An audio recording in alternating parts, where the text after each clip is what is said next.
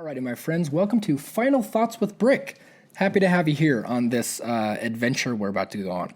Now, my final thoughts deal a lot with everything we just talked about in the show, UFC 244, and the questions that I have for you are, what do you remember about 244? Well, I promise you that you're going to remember how much you didn't remember it.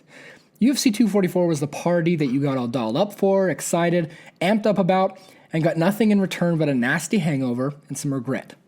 But a hangover is just a reaction to the hype, not the party itself.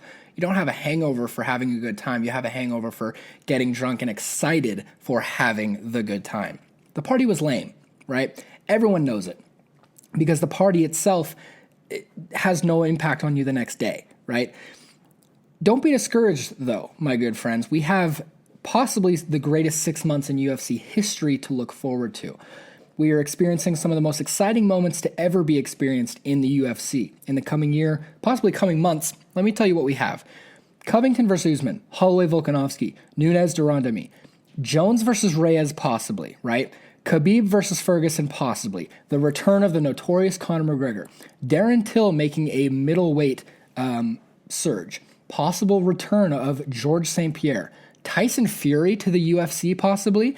And then DC versus Stipe 3. These are just a few of the things we have to look forward to in the UFC. So don't let this hangover bother you for too long. UFC 244 is over. UFC 245 is on its way. 2020 is on its way.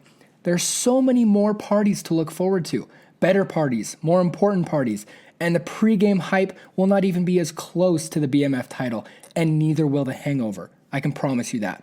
Now, The Rock will no longer be there holding up a WWE-esque belt given to a fight that really means nothing in retrospect of the UFC and the champions therein. So don't worry. Don't get too hyped up about the next parties to come. Enjoy the parties and you'll be able to remember them. I promise you, the hangover will never be the same.